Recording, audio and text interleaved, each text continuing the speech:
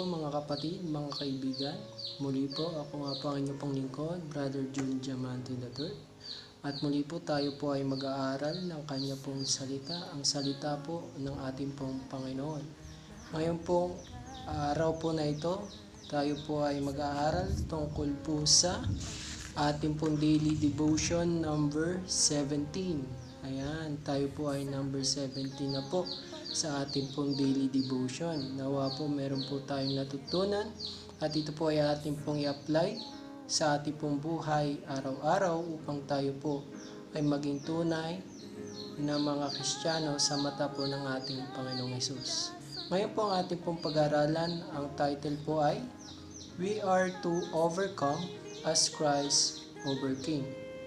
Ayan, ibig sabihin mga kapatid, no, kung ang Panginoong Hesus ay nagtagumpay sa kanya pong pamumuhay dito sa lupa, tayo din po bilang mga anak niya ay kailangan din pong magtagumpay. Bago po tayo magsimula, tayo po ay manalangin na may pong panalangin. Ama namin sa langit, maraming salamat po muli sa araw na ito na inyo pong ipinagkaloob sa amin.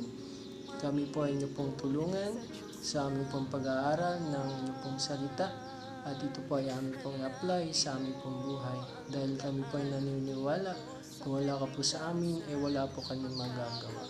Ikaw po manguna, patawad man po saan man po kami nagkamali at nagkasala sa pangalan po ng inyong anak si Jesus. Amen. Ayan. Ang ating po memory verse ngayon mga kaibigan, mga kapatid ay matatagpuan po sa Juan Kapitulo 16, versikulo 33. Ano pong sabi diyan? Ang mga bagay na ito ay sinabi ko sa inyo upang sa akin ay magkaroon kayo ng kapayapaan. Sa sanlibutan ay naharap kayo sa pag-uusig. Ngunit lakasan ninyo ang inyong loob, dinaig ko na ang sanlibutan. Ayan po yung ating memory verse ngayon. Na kung saan ano pong sinasabi ho rito, tayo po ay nagkakaroon ng kapayapaan kung tayo po ay na kay Kristo. Ngunit sa pamamagitan po nito, tayo rin po ay naharap sa pag-uusig. Tayo po minsan ay nausig dahil unique or kakaiba po ang ating pong pananampalataya. Hindi lamang po sa mga Seventh-day Adventists, kahit po sa ibang sekta ng pananampalataya, sila din po ay inuusig, no? Pero sila po ay nagpapatuloy, tayo po ay nagpapatuloy upang pagdating ng panahon, makasama po natin ang ating Panginoon. Ano po sabi diyan? Satan made stronger attacks upon Christ than he will ever make upon us. There was much at stake with him, whether Christ of himself should be conqueror. Ayan. Ibig sabihin mga kaibigan, mga kapatid, kahit ang Panginoong Hesus, no, siya po ay tinukso ni Satanas, no? Ibig sabihin mga kapatid, mga kaibigan, hindi lamang po tayo ang tinutukso ni Satanas, kundi ang ating pong Panginoong Hesus. Pero alam po natin yung history o yung kwento ng ating Panginoong Hesus nung nakasama niya si Satanas, no? Dahil nung nandito po siya sa lupa, ang Panginoong Hesus, siya po ay naging tao. No? Kaya naman, ang alam po ni Satanas ay kaya niyang tuksohin ng Panginoon, pero hindi po siya nagtagumpay. Ano po sabi diyan?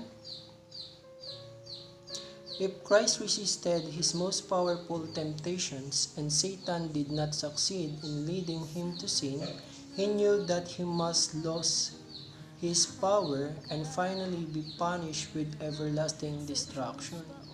Ayan. Ito nga po yung sinasabi natin, yung powerful temptation ni Satan. Tayo po bilang mga tao, tinitira niya po tayo, o alam niya ang ating pong kahinaan, kaya doon niya po tayo tinitira at doon tayo nagkakamali at doon po tayo nagkakasala. Pero ang Panginoong Hesus ay nagtagumpay sa tinatawag na powerful temptations na ibinigay po sa kanya ni Satanas. Therefore, Satan worked with mighty power to lead Christ to do a wrong action, for then he would gain advantage over him. No? Ang pagkakaalam ni Satanas ay gusto niyang tuksoin ang ating Panginoon. Gusto niya makita na magkamali ang ating Panginoon, no? magkaroon siya ng kasalanan, ang ating Panginoong Hesus bilang isang tao. Pero hindi po siya nagkamali. Sabi dito, you can never be tempted in so determined and cruel a manner as was our Savior. Satan was upon his path every moment. Kung nasaan ang Panginoong Hesus, nandun din siya. Kasi gusto niya makita na magkamali ang Panginoon. Pero hindi po nagkamali ang ating pong Panginoon. Will man take hold of divine power and with determination and perseverance resist Satan as Christ has given him example in his conflict with the foe in the wilderness of temptation. Tayo po bilang mga tao, nasabi ko nga po kanina na alam po ni Satanas ang ating pong kahinaan. Kaya naman gagawa si Satanas upang tayo po ay magkasala o magkamali. Katulad din po na nangyari noon na tinukso po ni Satanas ang ating Panginoong Hesus. God cannot save man against his will from the power of Satan's.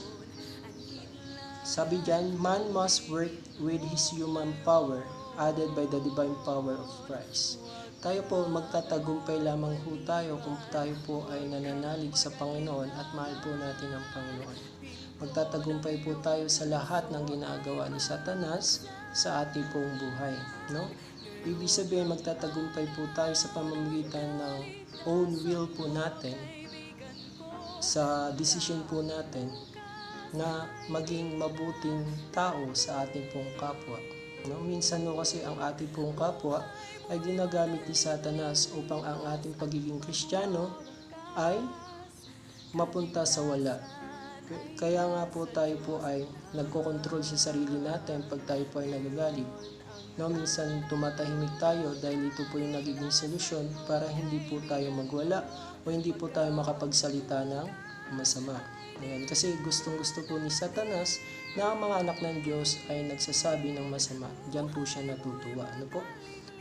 Next po ay, sabi po dito, ayan, through the victory that is in this privilege to gain by the all-powerful name of Jesus, he may become an heir of God and joint heir with Jesus Christ. Tayo po ay mga tagapagmana ng kaligtasan. Ibig sabihin mga kapatid, mga kaibigan, meron po tayong responsibilidad dito po sa lupa. Na kung saan ang responsibilidad dito ay sumunod sa utos ng Panginoon. This could not be the case of Christ alone did all the overcoming. Man must do his part. He must be victor on his own account through the strength and grace that Christ gives him. And lahat po tayo, meron po tayong account na tinatawag o tayo po ay nagkakaroon ng accountable. No, ibig sabihin, bawat isa po sa atin ay kailangan magtagumpay sa lupa. Kasi once na tayo po ay nagtagumpay sa lupa, ibig sabihin, tayo po ay mapapasalangit or mapupunta po sa langit na bayan. Kasi ito po yung reward sa mga taong mananampalataya at sa mga taong naging tapat sa ating pong Panginoong Hesus. Sabi diyan, tayo po ay magkakaroon o magiging partaker with our Lord Jesus Christ, no? Ibig sabihin po ng partaker, ito po yung nakikishare, no, sa experience ng ating Panginoong Hesus. Kung ang Panginoong Hesus po ay nilait, sinaktan, at ang mga tao ay hindi naniwala, ganun din po ang nangyayari po sa ating kapanahunan ngayon. Hindi rin po sila naniniwala sa atin, no? Dahil ito pong situation po na ito ay nangyari din po sa ating Panginoong Hesus. Pero ang Panginoong Hesus, lagi po natin sinasabi na siya po ay nagtagumpay, no? The Savior overcame to show man how he may overcome all the temptations of Satan. Christ met with the Word of God by trusting in God's promises. He received power to obey God's commandments, and the tempter could gain no advantage. Ayan, ibig sabihin na nandito po ang ating Panginoon sa lupa, siya po ay nagtagumpay. Kaya tayo bilang mga tao, kailangan din magtagumpay sa temptation ni Satanas. No? Kasi ang si Satanas ay talagang malakas din po siya kasi siya po ang pinakamagandang anghel na ginawa ng ating Diyos. No? Ibig sabihin, ang Panginoong Hesus ay nagtiwala sa kanyang Ama. Ang Panginoong Jesus ay nagtiwala sa salita ng kanyang Ama. Tayo po bilang tao, magtiwala po tayo sa sinasabi ni Kristo o ng ating Panginoon upang tayo po ay magtagumpay sa mga binabalak ni Satanas. Kasi ang si Satanas po ay nagre-recruit, no? Pagdating po ng panahon, pag-aaralan po natin yung impyerno. Ayan. Kasi po ang impyerno, ito po ay ginawa para po kay Satanas. Pero meron pa rin po mga tao pagdating ng panahon na mapapasama doon kay Satanas. Ito yung mga taong tumatanggi sa salita ng Panginoon o gumagawa ng masama. Kaya naman mga kaibigan, mga kapatid, ngayong hapon po na ito, nawa meron po kayong natutunan sa ating pong maikling pag-aaral ng salita ng Panginoon. Bago po tayo magtapos, tayo po ay manalangin. Ama namin sa langit, maraming salamat po muli sa araw na ito na inyo pong ipinagkaloob sa amin, na kung saan ang aming pong maikling pag-aaral ay magbigay po ng pag-asa sa aming pong pang-araw-araw na pamumuhay. At Ama, tinataas po namin na may mga problema, ang may sakit, na kung saan bigyan niyo po sila ng pag-asa na nanggagaling sa inyo. Muli Ama, maraming salamat po sa araw na ito na inyo pong ipinagkaloob. Patawad man po saan man po kami nagkamali at nagasala, sa pangalan po ng iyong anak na si Jesus.